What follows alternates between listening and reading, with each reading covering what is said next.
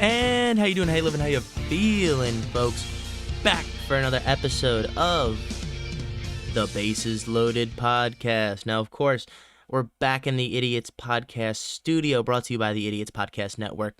You know, back in the studio, excited to get another division underway. Get some more baseball talk, just kind of figuring out what these teams are gonna look like before the start of the season on March 28th. I'm pretty excited about the season. Lots of good things to come, lots of good baseball on the way. So with that being said, this episode is all about the NL East. So, last episode we did AL East. This episode we're doing the NL East. We're going to finish the East this episode, move on to either the West or the Central divisions after this. And yeah, we're just going to, kind of keep on rolling. So with that being said, we're going to start off with my favorite team, and that's going to be the New York Mets. Now, we've kind of talked a little bit already. I do have the Mets-specific podcast, but I just kind of wanted to reiterate one more time, my thoughts and feelings about the Mets and really kind of what's everything looking like. So with that being said, I got to kind of readjust myself here. Oh, we'll bring this over here. There we go. Perfecto. Boy, I'm all over the place. So with that being said, I would say the best... God, late. I'm all over. All right. We're doing the Mets. We're going to get there. We're going to do it right now. It's going to be short. Already talked about them. So, I think the Mets are they're pretty Metsy. They just feel pretty Metsy as per usual. Nothing different. It's just there's just so many Metsy types of players all over this lineup. So many players that just have one major issue, like Nimmo, major health issue. Last year he finally played a full season, but throughout, the entire time the Mets tried to get him to actually play in his mid-20s, he was never healthy. McNeil had a horrible season last year. He's a batting average guy. If you can't hit for average, he's pretty much useless outside of being a util guy. Lindor is starting to improve. We saw him with a nice little 31-31 season last year. Pete Alonso could stand to bring up his average again. Marte's a walking injury bug. I hope he actually can play a little bit. I hate DJ Stewart. Harrison Bader has, really had a hard time hitting the ball. But I just hate to say that this team feels so freaking Metsy, man. It does, and I hate to say that, but it's the truth of the matter. Now, something I wanted to talk about is just we already have some early pitching issues. We saw that Kodai Senga actually just got bumped, has a strained shoulder, so it looks like he might be missing some time. Hopefully that doesn't really take too much time out of the regular season, just because Kodai really is our number one guy, and this is a team full of pretty much inning eaters with potential. Let's see what happens. Look, the Mets could be a 100-win team. They could also be a 60-win team. There's so much variance on all these guys that it is a little uncomfortable. You don't know exactly what you're getting. Now, in terms of starting pitching, we have Quintana, who, when we picked him up, I really just thought he was an innings eater type of guy, and still think he's that. He had a decent season through 75 innings pitched last season, but it's a huge issue when you're only able to play 13 games. Sevy was coming back off of some injury issues, had a terrible season last year. Sean Manaea hasn't been the same player. Adrian Hauser, we'll see how he does. And then we still have Tyler McGill and Peterson, along with, I believe, Lucchesi is still there in some capacity. Let me just quickly check. Yeah, Lucchesi and Jose Bunto. Fuck, man, I hate this starting rotation. This is probably the worst starting rotation I've seen in my entire lifetime as a Met fan, and it's tough to look at. It's so many question marks with so many guys that really could be 5+ ERA players. And it's embarrassing. It really is fucking embarrassing. The lineup really could stand to pull up the overall average. It's a big point is just hitting the fucking ball, getting the ball in play, and actually, getting on base. So for a team that's pretty small ball built, we really need to be able to hit the damn ball. So I hope that our team average doesn't look as bad as it was last year. Maybe that would also be helped out by the fact if we could up our RISP, also known as runners in scoring position.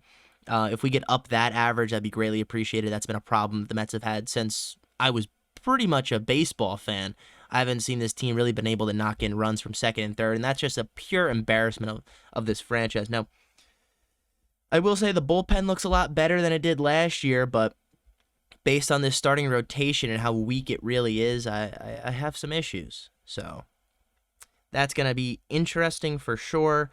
Now, I would say just go check out the Mets pod, City Night Lights. There's definitely a deeper dive on all of this, but yeah, that's kind of my feelings right now towards the Mets as a team. And they're an 82.5 win total. That's their over under, and I could see an under so easily. Like, this is an 81 team at best. Like, I don't know, man. I'm just gonna go down. I'm gonna say they're not gonna hit it. The next team we're gonna move on to is a significantly better team that was a kind of a shock that they weren't able to put it all together. And that's going to be, as soon as my computer loads, the Atlanta Braves.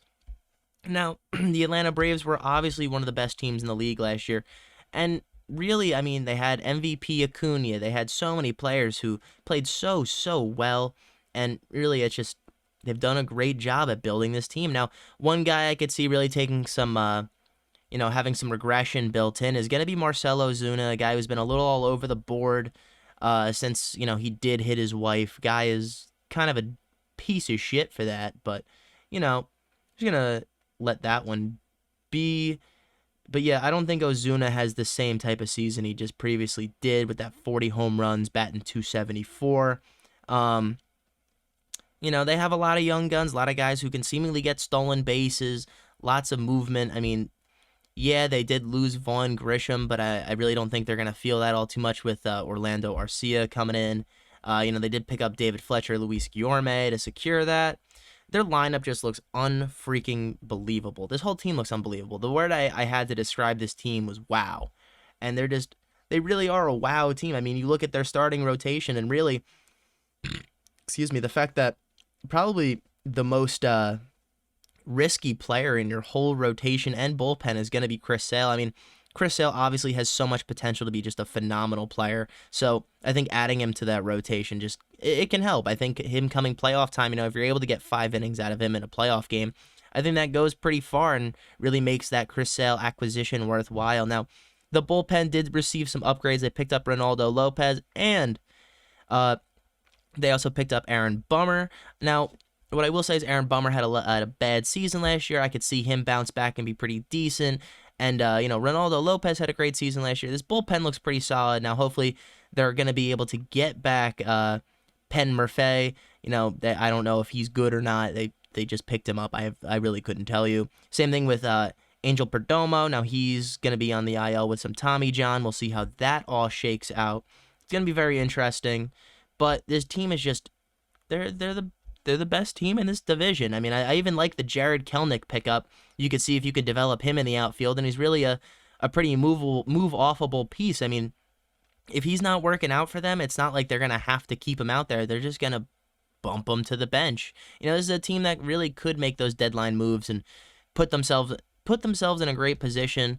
I really think they won free agency in terms of what they were able to do. I mean, they didn't need to go out there and do a lot, but they did enough to make sure they could supplement this lineup and this rotation/bullpen, for the next season. Now, I like this team. I think it's fun. I wish Luis Guillorme didn't have to go there. It's a little disappointing. Now, what I will say is that there is one more pitcher they may potentially receive back during this season. That's going to be Ian Anderson, coming off of Tommy John. Now, I don't know how likely it is he's going to be coming back this season, but we've seen Ian Anderson have a lot of success in the league, so it wouldn't shock me if they're able to, maybe they slow play him back, but it wouldn't shock me to see them kind of bump him into the rotation, move, maybe, depending on with Morton's health as he ages into his age 40 season, you see him take more of a bullpen type role. It'd be very interesting. But the Braves are set at currently 101 wins, 101 and a half wins, and that's just such a huge total. I'm going to be honest with you, though, guys. I'm actually going to hit the over. This feels like one of the only teams that's, still really built up enough, especially at the beginning of the season. They feel so good. They really didn't, they didn't get worse at any position group necessarily. So I think that's something that really goes to say that they only improved on a team that was already a World Series contender. I think that's really, really says a lot. So Braves look pretty solid. Now, what we're going to do is hopefully I can spend enough time just filling your ears with randomness so I can wait for my computer load to talk about the next team, and that's going to be the Philadelphia Phillies. Now, Phillies had a good season last year. They were a World Series contender, I believe. They lost to the Texas Rangers. Make sure I have all that. I believe I have that information right. Like I say, drop it in the comments if I'm wrong. Tell me. Hell, just interact. I appreciate it. But with that being said, we didn't really see any major upgrades or any gigantic losses to the the starting lineup. Obviously, we did see Rhys Hoskins. He was currently hurt. I believe he had a torn ACL.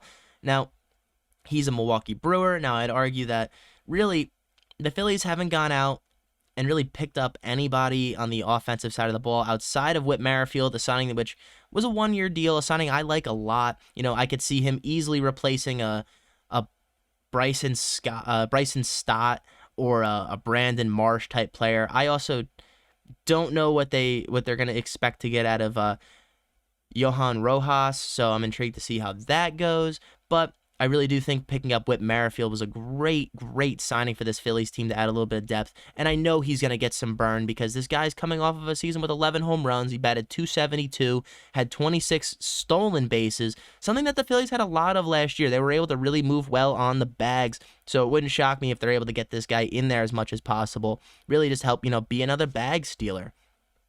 But like I said, this team didn't do a ton to upgrade any specific position group on offense, but I do like their team as is.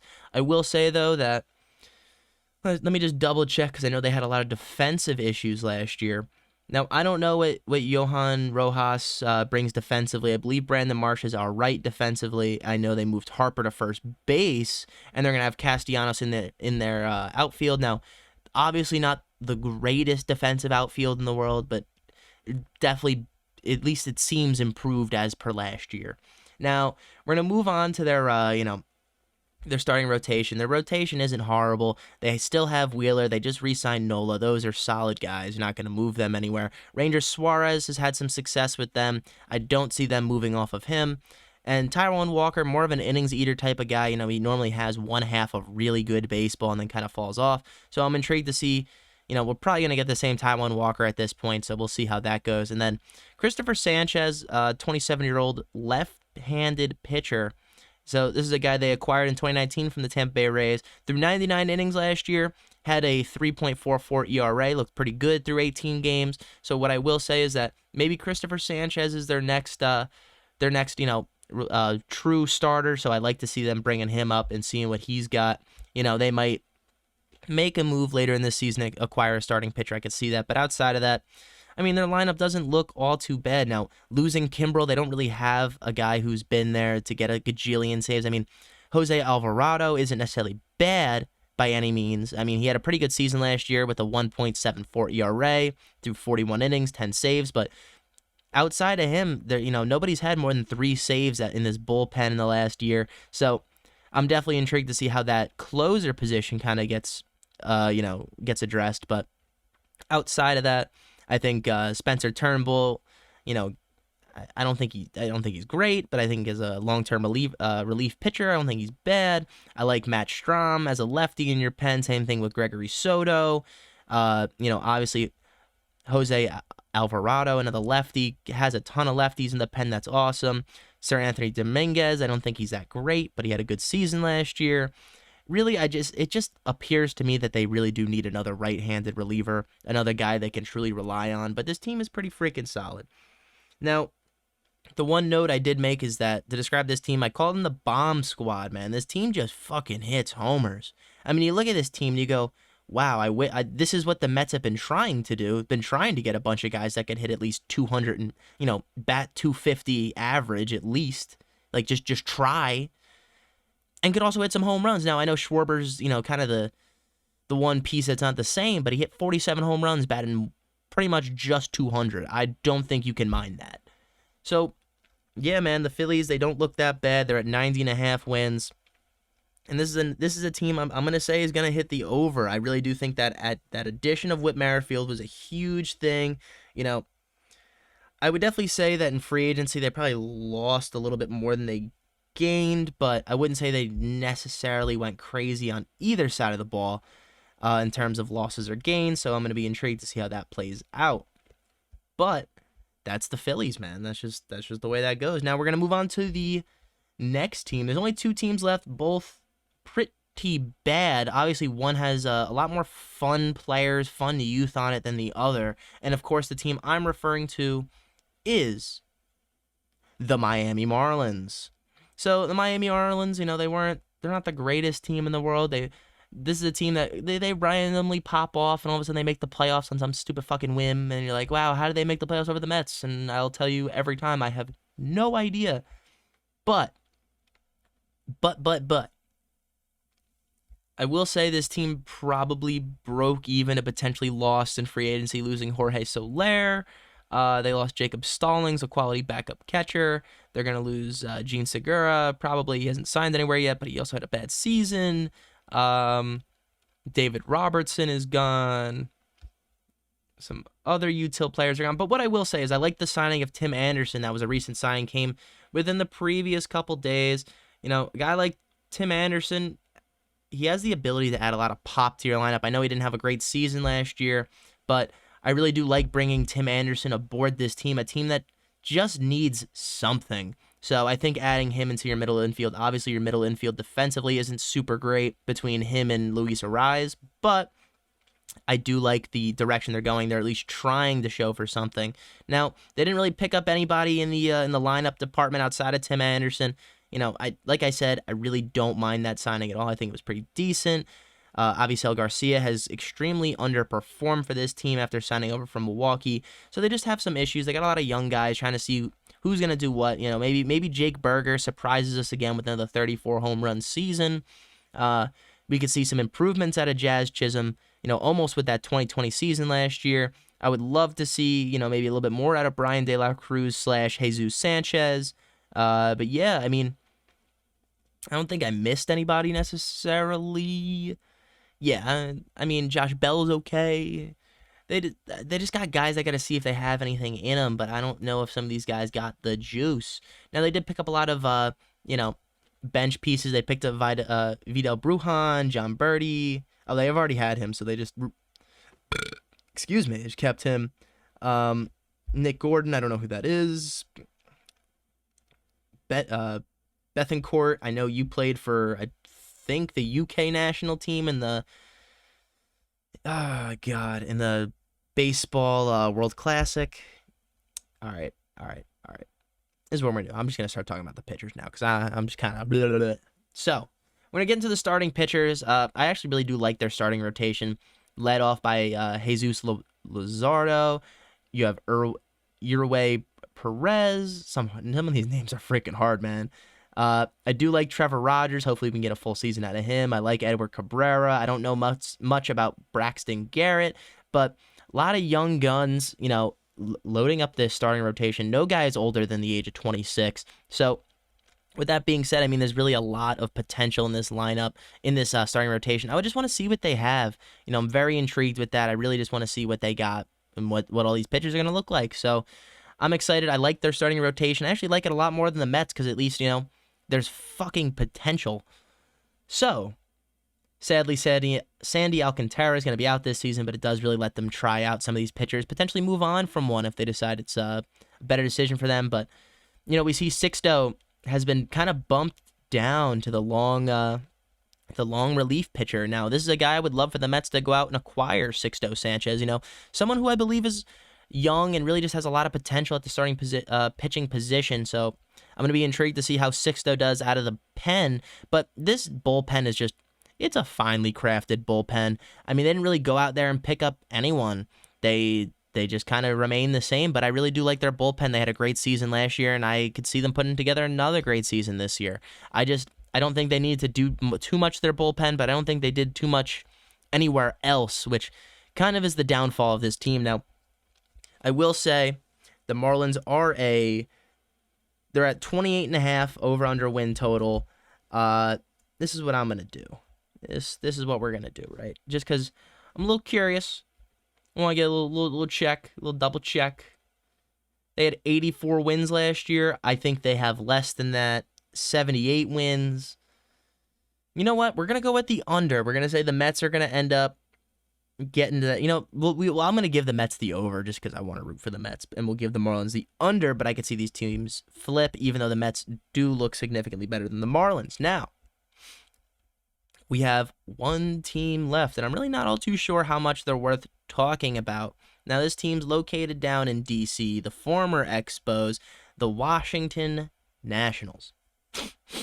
Now, the one big thing with the Washington Nationals is that they're young, they have some old heads, and they're just kind of seeing what works. I mean, they have C.J. Abrams, who they acquired in the Soto trade. They also have, I believe, Mackenzie Gore from the Soto trade, so they're trying to see if those two guys are any good. I like that they're actually trying to see if Mackenzie Gore is worth their while.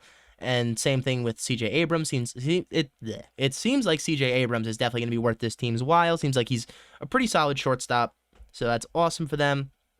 We saw Lane Thomas have a halfway decent season last year.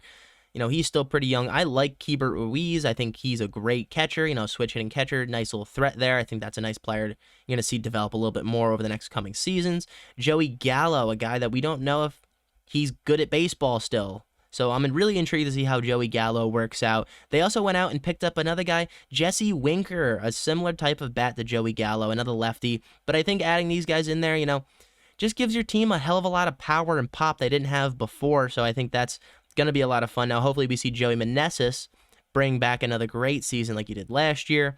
But this team is it doesn't have a ton. I know Luis Garcia Jr., second baseman, coming up through the system.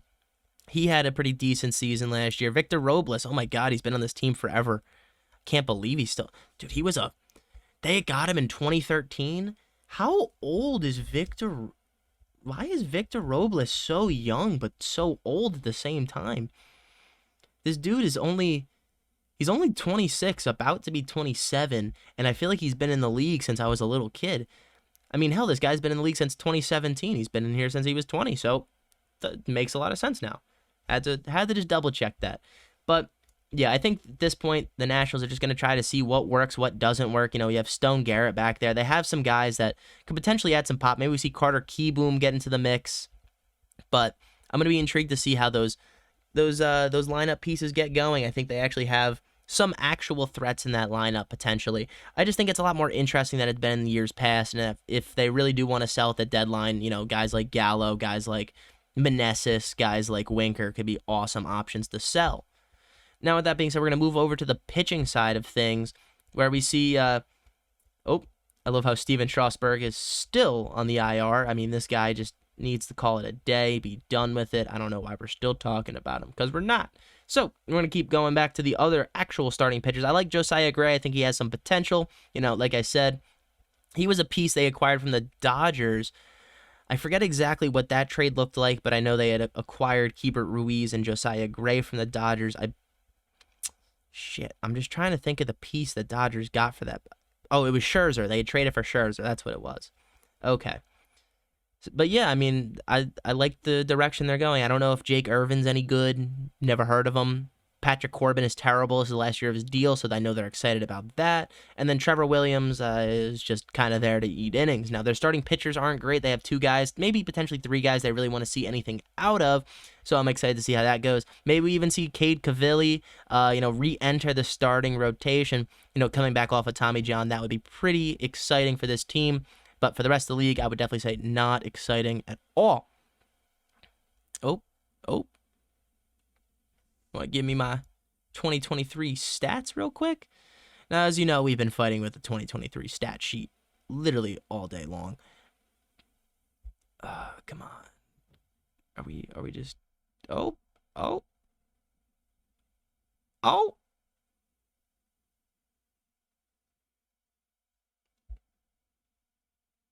Almost there, guys. All right. Well, this is what we're going to do. I can't bring up the stats. It's like teasing me with the stats. So rather than getting annoyed and being like, oh, what the fuck's going on? I'm just going to power through because this is the last team of the episode, and they're really not that great. I mean, they picked up Dylan Florio. I like that pickup in the bullpen. They really didn't add anything. Kyle Finneran, He's shown to be a halfway decent closer. Tanner Rainey hasn't been terrible, at least from my remembrance. And I don't know what Hunter Harvey has to add, but if he can add something, that's awesome. But what I will say is that this is just a very underwhelming, unexciting team. Yeah, I mean, that's what they are. They're just not that fun. But I would definitely say they're going to be bad. But in terms of losing anything in free agency, I would argue they really didn't lose anything at all. I mean, it didn't take a hell of a lot to sign anybody to make this team better. I think even just signing Gallo has made this team better. So I like their free agency moves. Now at 66.5 wins, I'm actually going to say I think we see the over at 66.5. I think they just got a lot better from last year. And as a team that won 71 games last year, I could easily see them winning 66.5. Now, with that being said, folks, I really do appreciate you guys coming out, listening to me when you can. I make these videos just kind of for fun, hopefully I get people to listen, maybe share a little sports fun, sports knowledge, sports info. So with that being said, don't be afraid to drop a comment down in the comment section, drop a like on YouTube or Spotify, and throw a follow/subscription on the YouTube/Spotify. Be greatly appreciated. You can always see when new videos are coming out. Don't forget me on Instagram at _idiots_podcast_network. Lots of underscores, but you can find me there. I do post every time we have a nice little podcast episode. I always post, try to keep it interesting. So be on the lookout for more of these divisional episodes going through the teams. I'm very excited. And so with that being said, folks, I really appreciate you coming out, listening. And with that being said, I'll see you later.